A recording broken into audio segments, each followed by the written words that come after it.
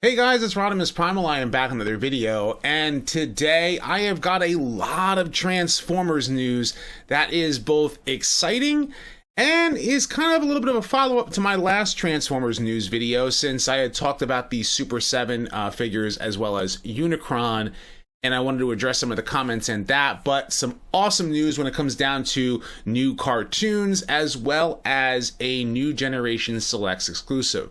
So I've got a lot to talk about, so sit back, relax, make sure you subscribe to the channel, and let's transform and roll out.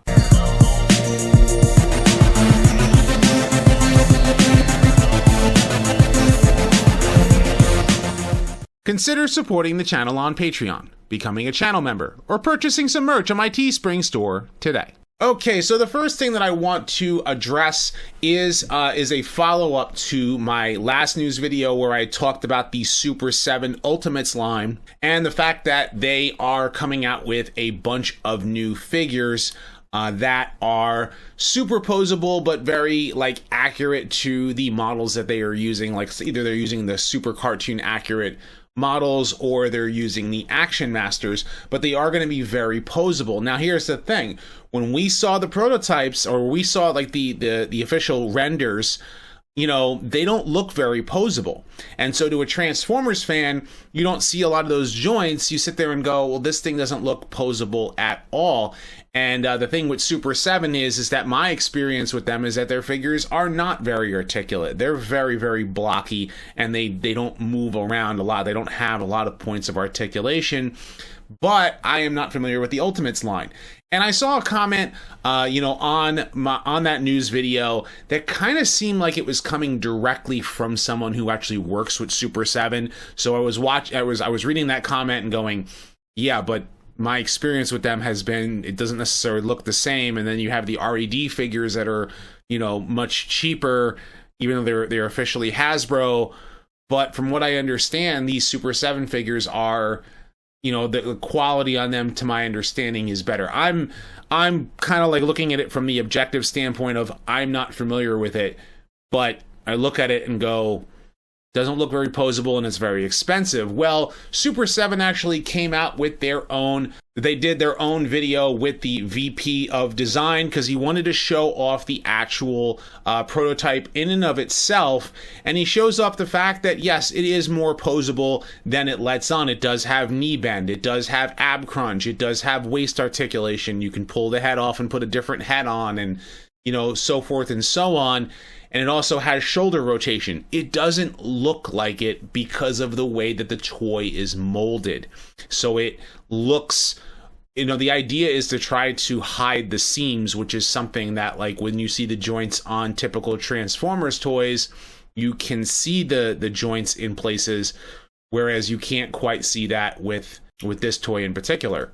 Even though he is showing a prototype that still needs, some tweaking, for the finished product, you can see how much articulation it does have. So it really is a follow-up, and I'm glad that they actually address it. They sit there and say, hey, we get it. Transformers fans, they probably don't know or don't understand, and I'm willing to take the objective stance of, it doesn't seem very posable, but it seems more posable than that.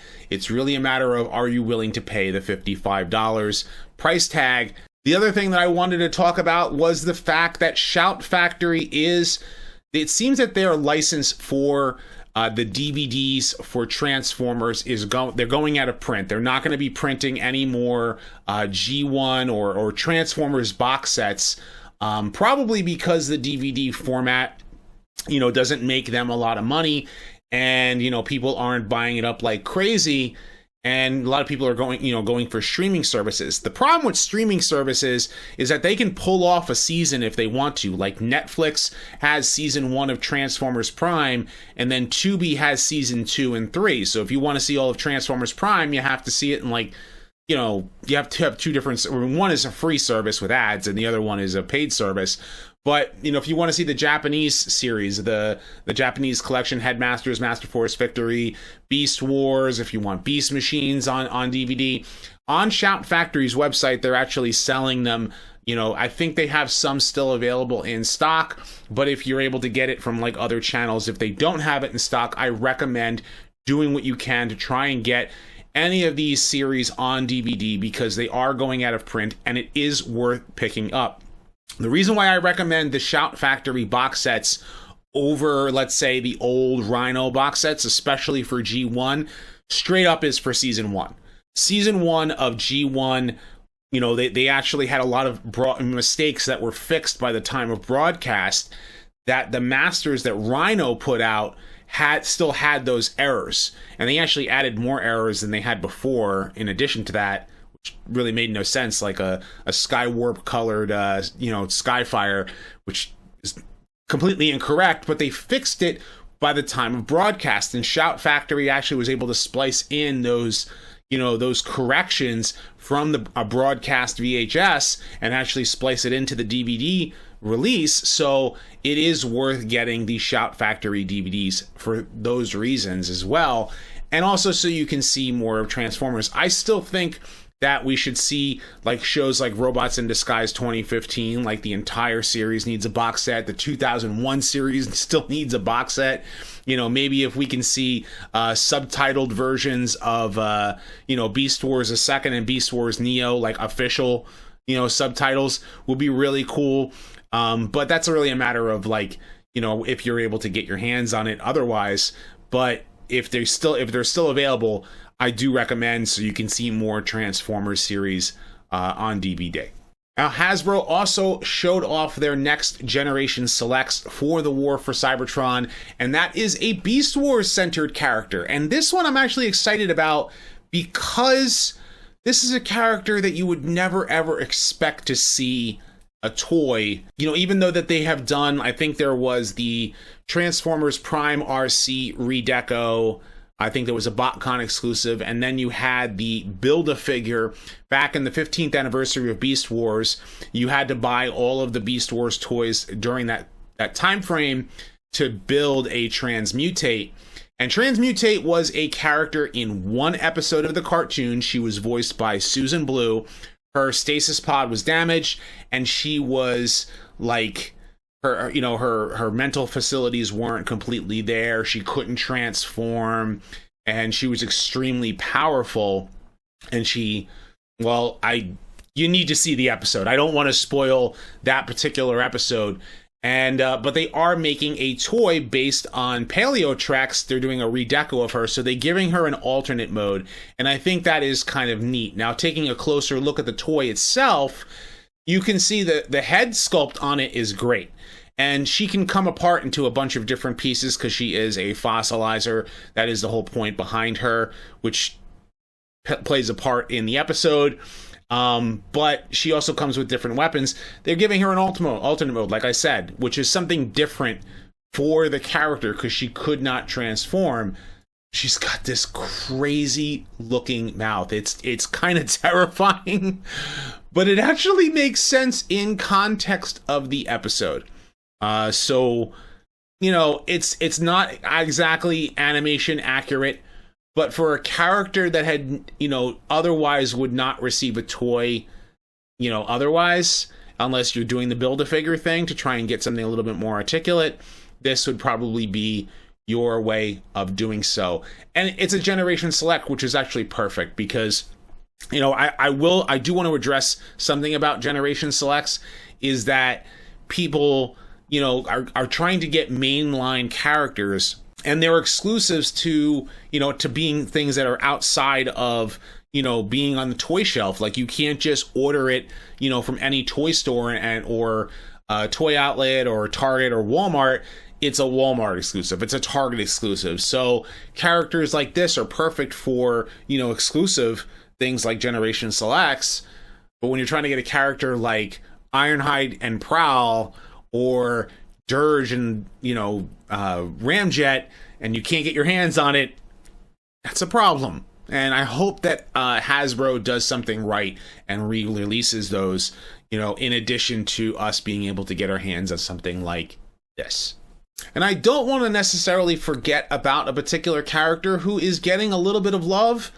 that normally never does, and that is Skidz. And my next Transformers discussion video is actually going to be on another character who is often forgotten about, but this particular character, Skidz, is someone who is, you normally don't see in a lot of animation. You don't see him in a lot of things, except for necessarily like the live action, which people don't necessarily like the twins.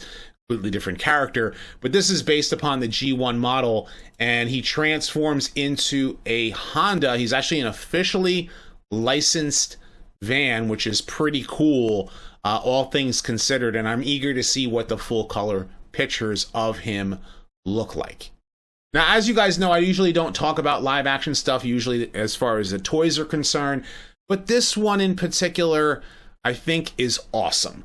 It is a movie masterpiece. Bumblebee, the Transformers Bumblebee movie, Optimus Prime, and this is actually awesome. I think this is really, really cool. He actually looks fantastic, and it's not necessarily something that I would collect. He actually comes with the Matrix of Leadership, which is kind of different. And his truck mode looks, I'm hoping that this is mistransformed, like with these panels right here, but it's a pretty good looking truck mode, and a very decent looking robot mode, all things considered, since he has a lot of details. And to me, I think this is kind of like the best like hybrid of Optimus Prime. This is what live action Optimus Prime should have looked like from the get-go. The character that is completely recognizable, yet is a little bit more realistic with a lot of the metal parts and such, yet you look at that character and you can't mistake it for Optimus Prime. I think that this is one of the best designs for the character, for the live action in particular, and I think it's definitely worth it to those who are fans of live action Transformers. We also have news from Paramount that they are going to be launching a Paramount Plus, which I'm going to be honest with you, this is like I'm getting a little bit tired of the numerous amounts of streaming services. Like, come on, like let's consolidate it. We're already paying enough for, if you're going to try and cut the cord, you're basically increasing our costs to be able to watch everything by having them all in different, streaming services. But Paramount Plus is going to be launching, and Bumblebee is going to be on it. We'll be able to watch movies like Sonic the Hedgehog, and the next Transformers live action film will not only be on, released in theaters, but will also be released on Paramount Plus, just like things are on like HBO Plus and what have you. Like, it's already getting to the point where it's like, it's enough. But from what we understand, the next live action film is going to be a sequel to Bumblebee. That's what ended up winning out. There is talk about a Beast Wars movie, and we'll see what news comes out of that. I am eager to see what they do. I'm hoping for the best, because, Bumblebee was a step in the right direction, after all this time, getting people who care about the franchise to be making the movies. But now we need to not only have them care about the franchise, but we need like a good balance of action, storytelling, the Transformers being the stars, even if it takes place on Earth. Those kind of things need to be, frontline and center when it comes down to it. And I hope that no matter what movies that they come out with moving forward, that the Transformers are the stars again, because that is not something that has not really been seen much in the live action films. So that's just my own personal take. Now, what we also have found out is that Hasbro is coming out with 2 more Transformers animated series. The War for Cybertron Kingdom series is going to be the conclusion of the War for Cybertron trilogy, and that is supposed to be coming to Netflix. I believe it's either in May or June, sometime around there. We'll find out the exact date soon enough. But in the meantime, Hasbro is announcing the animated series that are coming after it. What we know is that BotBots is going to be produced. It seems to be, from what I can tell, is that Entertainment One is going to be doing it. So it's going to be the same kind of animation style as, let's say, I guess maybe Rescue Bots Academy, and some of the same writers who are involved in it are making it. Now, BotBots is going to be a fun cartoon. It's going to be based upon these everyday objects that live in a mall, apparently. They're Transformers. So if you already know the storyline, quote unquote, behind BotBots, that's what this show is going to be, and it's going to be on Netflix. So it's going to be aimed directly at kids, younger kids, which is good because you have like Rescue Bots has come to a close. And, so you're basically aiming different Transformers series for different audiences. And that's really like the idea is that the Transformers franchise has grown to the point where you can have fans, both young and old, and be able to enjoy it. And I think BotBots is going to be a fun cartoon. Now, the next cartoon, which they don't necessarily have any images for, they just have, they were just using the War for Cybertron trilogy Wheeljack there as a placeholder image. But Nickelodeon is going to be airing the next Transformers cartoon, and it's going to be produced by the same folks who made the original Rescue Bots as well as Rise of the Teenage Mutant Ninja Turtles, which is kind of... I'm a little bit on the fence on it. And the reason why is because what they're saying is this is an animated comedy series. Kind of bugs me a little bit because, you have series that are like Rise of the Teenage Mutant Ninja Turtles, which is kind of like the animation is amazing. The character models I don't necessarily care for. And then you have shows like Teen Titans Go and Thundercats Roar, which insult their audiences to the point of like, how in the world is this show still popular? But you have something like this. It's going to be 26 half-hour series, 26 episode half-hour series is what Nickelodeon is going to be coming out with initially. And it's a new species of Transformers must find their place and purpose among Autobots, Decepticons, and a human family that adopts them. So they're bringing back Minicons. What my guess is this is going to be like a relaunch of Transformers Armada. They're going to bring back Minicons. And that might be good for some people. So if you're going to be like an animated comedy, I'm hoping that it balances the, give us some exciting action, Autobots fighting Decepticons, give us good storytelling. If you want it to be, comedic, it's fine. So I'm guessing that the animation style is going to be somewhere probably like Transformers Cyberverse. Maybe. I don't know. Because Cartoon Network is like obviously like they stepped away from Cartoon Network. Good, because it's no longer the 10-minute episodes. Unless it's airing on the app, you must have the Cartoon Network app to watch it. Unless because their time slots just never make sense. But Nickelodeon is actually a good network to air a mainline brand that is aimed at Transformers target audience. But what I'm hoping is that it's a good bridge. Like War for Cybertron is way too serious, and then you have things like BotBots and is too kind of too childish, you can say. I mean, not necessarily in a bad way, but like you got to find that middle ground, and I'm hoping that this new series finds that middle ground. And I'm being honest because you're kind of looking at it like from like there's so many different Transformers cartoons out there, and they just keep on rebooting to reboot. They can't make a continuity last like 10, 20 years and have it keep on going and being able to have, new audiences come in at any time. They just got to keep hitting the reset button.